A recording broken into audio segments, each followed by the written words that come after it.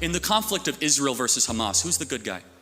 I believe both Hamas and the Israeli government are evil, but I think also that there is no justification. Are they equally? There is no justification for the murder and mutilation of thousands of innocent people and children. But let's the futile. Let's zero in on it. There is no justification, Mr. Kirk, for invading hospitals, for bombing innocent populations and dragging out a war which is damaging Israel and the West's security. You've made that point, but it's not a point, it's a moral truth, isn't it? Okay, yeah. It was also a moral truth that the war started because 1,300 Jews were killed and 200 were taken hostage. And when you declare war on Israel, expect a firestorm in reaction. Let me finish, I let you talk.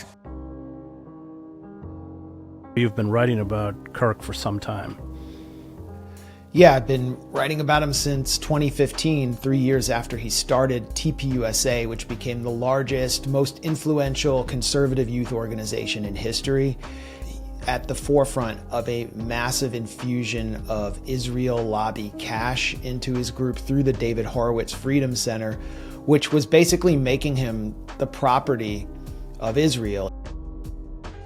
More the view I'm sympathetic towards is that the scriptures are very prophetic towards a literal and direct meaning, and that the nation and the reconstitution of the nation of Israel actually has a place in God's plan for us on this planet. It's not a metaphorical, it's a literal playing out of God's plan. Yes, sir. Right? I believe in the scriptural land rights given to Israel. I believe in fulfillment of prophecy. Where he absolutely expressed support for Israel. He talked about how his Christianity made him view Jerusalem in particular as a very holy place. But as the American right began to become more about America first, began to turn against Israel and the war in Gaza, as all polling showed they did, Charlie began openly questioning Israel in a way that was very alarming to Israel. I'm not willing to go so far that saying that Netanyahu knew or there was intelligence here, but I think some questions need to be asked. Was there a stand down order? Was there a stand down order? 6 hours? I don't believe it. 6 hours. They're live streaming the killing of Jews. Did somebody in the government say stand down? That is a legitimate, non-conspiracy question. Charlie Kirk is the most influential conservative activist, period. He is on his way to possibly becoming the next president. And Charlie Kirk himself was beginning to turn, and it all exploded out in the open at the Student Action Summit, which I believe was in Tampa, Florida, in July 2025. And that's where Charlie Kirk brought Tucker Carlson on this issue on stage. And so the real question is not, was Jeffrey Epstein a weirdo who was abusing girls? Yes, we can answer that. The real question is, why was he doing this, on whose behalf, and where did the money come from? And moreover, it's extremely obvious to anyone who watches that this guy had direct connections to a foreign government. Now, no one's allowed to say that that foreign government is Israel because we have been somehow cowed. To not only talk about how Jeffrey Epstein was possibly a Mossad agent, but to call for those who had gone and fought for Israel, American Jews who had gone to fought for Israel's military rather than the US military, to be stripped of their citizenship. And he called out Bill Ackman, one of the most influential Zionist billionaires in the US, who is a Netanyahu cutout. And it's particularly galling in the case of Jeffrey Epstein and the whole constellation of people around Jeffrey Epstein, all of whom seem to be getting away with scams. And how do you know they're getting away with scams? I'll tell you how, because they're useless and they're rich. So how do you come to a place where some of the least impressive, most useless people who have no actual skills become billionaires? Can you answer the question? How did Bill Ackman get $9 billion? Bill Ackman, a pretty impressive guy? I know Bill Ackman. No. He mocked Bill Ackman as a financial con artist. He literally called him a scam artist and questioned where his money came from. And the crowd was cheering and delighting in this entire spectacle. Megyn Kelly from Fox was calling Jeffrey Epstein a Mossad agent. Then Charlie Kirk opened up the floor to a debate on the very issue of Zionism and brought on an anti-Zionist Jew, a comedian named Dave Smith to debate a Zionist apparatchik at Newsweek named Joshua Hammer. And Dave Smith mopped the floor with him. He's very effective. And Benjamin Netanyahu, the longest serving prime minister in Israeli history, that year in 2002 came to Congress and testified under, a congressional testimony that anyone can go watch, and advocated not that the U.S. let Israel do it, but that the U.S. overthrow Saddam Hussein. I believe his words were, "I guarantee that peace will spread through the region." And he also advocated that we overthrow Muammar Gaddafi and the mullahs in Iran. So you're just wrong about it. That's not true. And yes, have I been critical of Donald Trump when I think he gets things wrong? Yeah. I think that's what we should do. This is America. You criticize the government when they get things wrong. Do this. Both sides need to get under good cross-examination. Do you think it would be bad if Iran got a nuclear bomb? Yes, I think it's bad. I think it's bad. And I think we can all agree on that. That is a moral agreement. I don't think anybody should be allowed to have nuclear weapons secretly. Right. And so, how about that? I will ask Josh about that, because that's a not so subtle dig at Israel. However, hold on. Are you suggesting that Israel has nuclear weapons? I don't know, actually. They probably do. Yeah, you do. We've launched war after war. We've talked about peace through strength the whole time, but all we've gotten is permanent militarism and forever wars against countries that pose no threat to us.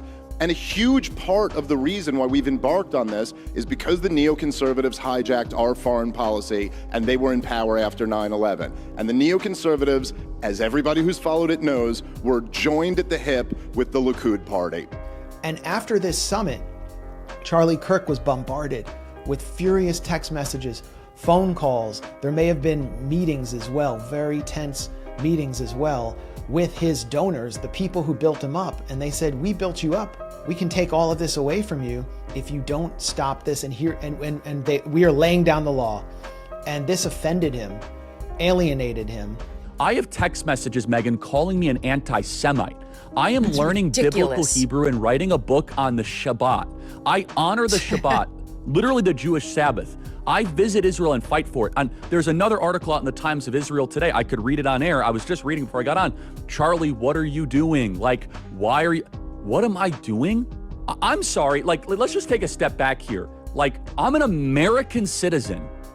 So for Charlie Kirk to start representing this massive change in American attitudes toward Israel, given that Charlie Kirk had always been a supporter of Israel, given that many of his donors are extremely pro-Israel, as Tucker said, in a way that could have been the most alarming danger for Israel possible. The essence is this. This is the closest thing to the Holocaust that any of us have lived through. But the fact is now Bibi and the Israeli hard-right government has a mandate, I gotta be careful the way I say this, they're gonna try to ethnically cleanse Gaza. I don't use that term lightly, okay? They're talking about basically removing 2.5 million people from there, okay? And my moral character is being put into question. And so I think it's a hyper paranoid, we're just gonna try to, we're gonna just stamp out everything type of practice. But it goes to the point where if, for example, if I have less ability sometimes online to criticize the Israeli government without backlash than actual Israelis do. And that's really, really weird, isn't it, Megan? That's not right. But there's another part to this, though. And some of the billionaires look at themselves. There's two categories that I want to mention that we haven't. They look at themselves as masters of the universe. And these are usually tech people. This is Larry Page. This is Sergey Brin. This is Mark Zuckerberg. I get those guys. Okay? For them, they really think they can reconfigure society through AI, technocracy, almost like a highly sophisticated oligarchy, because they think that the problem is that we haven't had smart enough people in charge. Almost rule by committee, and I want to be in charge of that committee, okay? The renewal of the Jewish state is something that I think touches all of us. For 2,000 years, we were a stateless people. And now we have a country of our own, defended by all the brave men and women of the IDF. So anything we can do to support them, who devote their lives for preserving the state of Israel. Now, what do you think about the use of artificial intelligence or lavender by the IDF in identifying Hamas targets? Look, I'm not, without going into all the I'm not on top of all the details of what's going on in Israel because my bias is to defer to Israel. Charlie was in the Hamptons. An intervention was staged by Bill Ackman because Charlie's rational thoughts about Israel were a no-no. This is not the route that you should be going on. And Charlie was surrounded by his friends, his quote-unquote friends. Bill Ackman was very upset, and threats were made. But, when you join the firm, you don't get to leave. And at the same time, I was told by a longtime friend of Charlie Kirk that he was frightened the way he was being treated. Basically, a mafia was reading him the riot act. And they went after him and tormented him. Not all, of course, many were supportive, but the ones who were offended by my speech, and there was a small, very intense group who were, tormented Charlie Kirk until the day he died. Oh my God. Go, run. He was actually just talking about mass shootings too, which is crazy, with the trans shooting that just happened recently with the trans shooter. And as soon as he got done answering the question, we heard a loud pop. He got hit in the left side of his neck and dropped. We all dropped. His security dragged him out of there, and we just ran. So, it's crazy. So consider the consequence of a figure like Charlie Kirk, who's on his way to basically inheriting the mantle of Trumpism at some point, and who controls a large segment of that movement, taking the base away from the Judeo-Christian relationship, taking it away from rock-solid support for Israel. I believe, in fact, I know, that towards the end, Charlie was fighting for custody of himself. I want to say that. I want to say that plainly, and there are lies that are being told, and they need to be slapped down right now. There's one person who's been out there acting like he is a widow, just saying the absolute most, tweeting first about what happened to Charlie, following it minute to minute, and doing hits in a foreign country, right? Like making time to do hits on Fox News, 2 of them. Bibi Netanyahu who's fighting, I think, like an 84 front war with everyone, made a lot of time for Charlie Kirk. You would have thought they were the best of friends, as close as him and Trump were. But I will say I don't recall Erica mentioning Bibi Netanyahu in her speech, that he is misrepresenting some things that happened there towards the end. He was a defender of our common Judeo-Christian civilization. He was unbelievably excited to walk in the footsteps of Jesus here. He valued our bond, the bond between America and Israel. He did so many things to defend free speech. He had his truth. He stood up for it. But he said, you can come and debate me. He invited that debate. He certainly didn't invite the violence, the horrible violence that tried to silence him. And this is a worldwide problem. The people on the extremes, the Islamists, the radical Islamists, and their union with the ultra-progressives, they often speak about human rights. They speak about free speech, but they use violence to try to take down their enemies, whether it's President Trump, who's been almost assassinated twice, or they try to kill me here too. But they got Charlie Kirk, and it's just heartbreaking. Who is they, BP? Who is they who got Charlie Kirk? We don't have to actually speak conspiracies. I'm just wondering, because you said a lot there, but it really sounded like it was about Bibi trying to establish a narrative that we saw reinforced by a lot of people, that, Charlie kind of made it almost sound like he died for Israel. I mean, Trump's account even tweeted out a photo of Charlie and an American flag and also an Israeli flag, a bit of AI used, like this is just who Charlie was. He says Judeo-Christian values.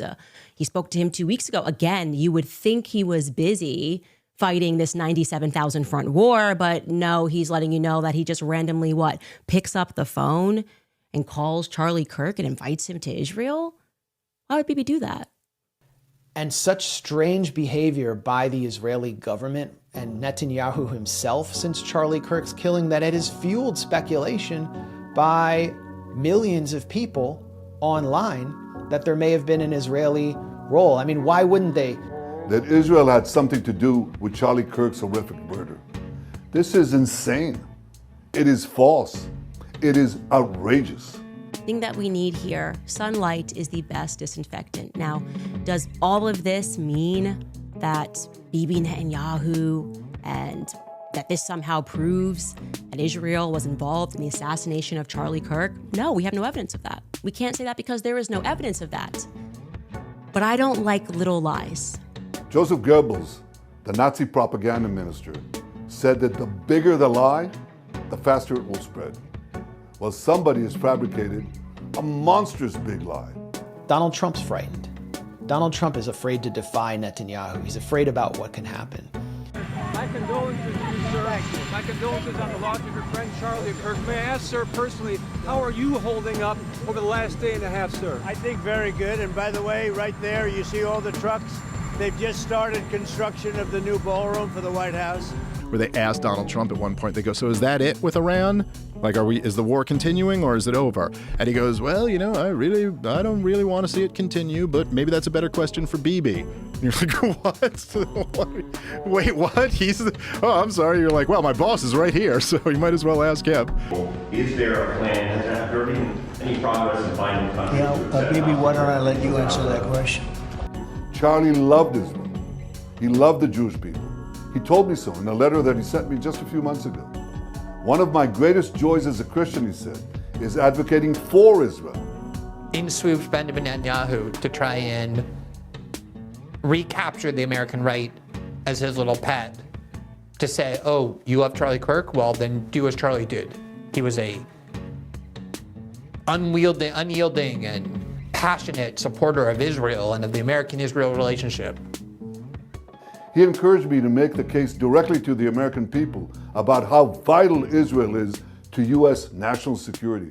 I don't think I've ever seen anything lower than his attempt to hijack Charlie's memory and use it for his own political ends, particularly because what he said was completely untrue. Charlie didn't hate Jews. He loved Jews. He had tons of friends who were Jews. He loved the state of Israel. He loved going there.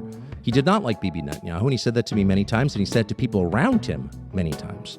He felt that Bibi Netanyahu was a very destructive force. He was appalled by what was happening in Gaza. He was, above all, resentful that he believed Netanyahu was using the United States to prosecute his wars for the benefit of his country. 2 weeks before October 7th, Benjamin Netanyahu sent the head of the Mossad to Qatar because funds going into Hamas had slowed down. And he sent them in there to make sure the funds continued. Yeah, for years the Qatari government had been, am I saying that right?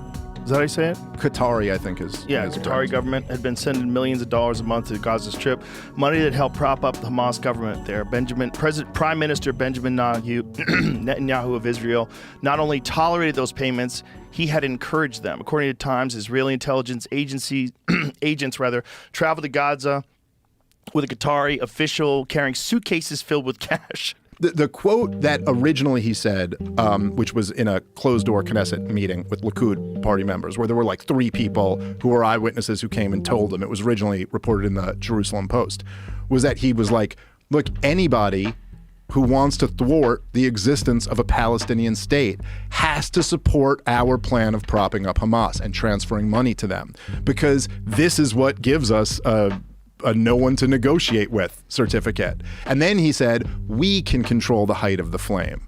Meaning, like, I know what you're thinking. Yeah. I'm funding these terrorists right on our southern border, but, like, don't worry about it. We can control, the height of the flame. And then he found out he couldn't on October 7th. I do know that they asked him about the failure of intelligence on October 7th. What was his response? The failure of just how long it took them to react to it? Is that he basically just went, oh, there should be a full investigation. There should be a full investigation onto that from the top all the way down to the bottom.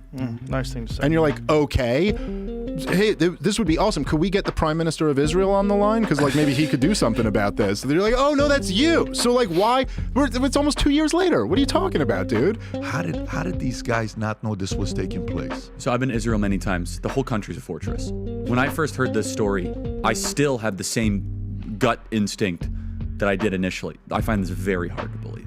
I've been to that Gaza border. You cannot go 10 feet without running into a 19-year-old with an AR-15 or an automatic machine gun that is an IDF soldier, right? The whole country is surveilled. And so let me just kind of go through this. We don't talk about Israeli politics very often, and most Americans don't know this. The last 9 months, Israel was on the brink of civil war. It's not an exaggeration. This judicial stuff, there were hundreds of thousands of Israelis taking to the streets because Bibi Netanyahu was basically redefining the Israeli constitution. That's not an exaggeration, right? He said the judicial branch has too much power. There were protests planned this week against Netanyahu, where they anticipated tens of thousands of people to take to the streets. That's all gone, Patrick. Netanyahu now has an emergency government and a mandate to lead. I'm not willing to go so far that saying that Netanyahu knew or there was intelligence here, but I think some questions need to be asked. Was there a stand down order? Was there a stand down order? 6 hours? I don't believe it. 6 hours. They're live streaming the killing of Jews. Did somebody in the government say stand down? That is a legitimate, non-conspiracy question. And I know that you have some information from Kash Patel. Yes, he just posted on X that the person of interest that FBI was questioning has now been released.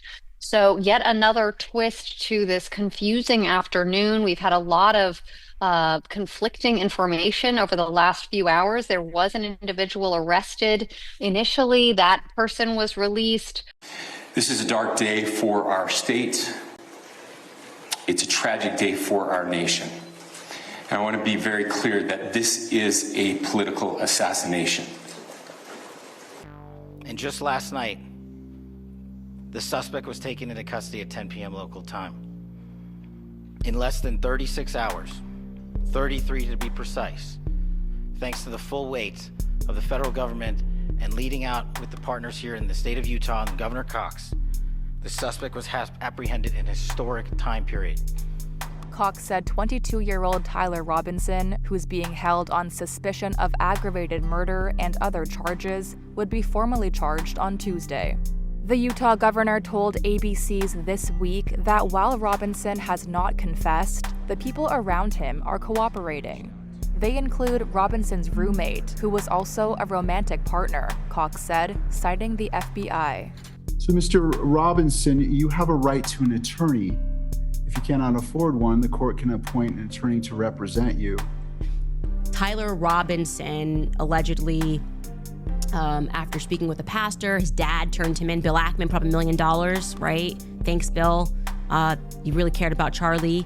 And that money is now going to the father of this child who, after prayer and speaking to a pastor, they're saying, okay, well, then, he turned himself in. That we were told he turned himself in. Now we're being told that actually he hasn't confessed. First, I just want to toss it to Michael Savage. They're trying to claim he removed the barrel from the Mauser and fit the receiver and stock in his backpack and barrel in his pants leg, all in 2 seconds. It is not easy to remove a Mauser barrel or index it after reinstalling and remain accurate. We are not hearing or seeing reality. And by the way, the photo of the rifle allegedly left in the woods has the barrel installed. So we're supposed to believe a guy is on the run after killing Charlie Kirk, and he pauses in the woods to reinstall a barrel, and then he leaves it for us to find, the FBI to find. I don't believe a word of it.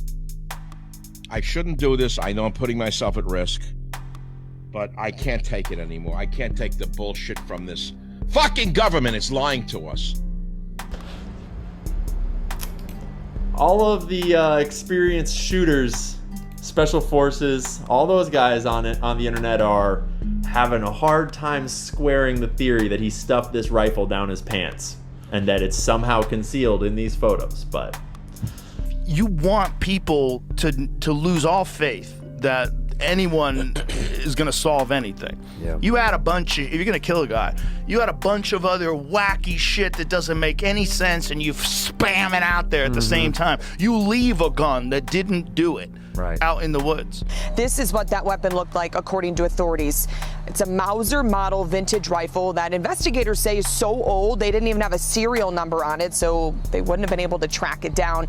This is the weapon that police say Tyler Robinson used to assassinate Charlie Kirk that day. There's the other thing. They said that he took it apart and then put it back together again. Shut the fuck up. Do you know how much time it would take to do that if you were highly skilled? To disassemble a gun. To disassemble a rifle so that you can get it in a backpack. And by the way, not going to fit. Not going to fit in a backpack. And then somehow or another reconnects it once he gets off the roof? What? What's that about? Is that what they pitched, huh? Yeah. And then he's supposed to get it in that stupid fucking backpack. It's literally, it makes no sense.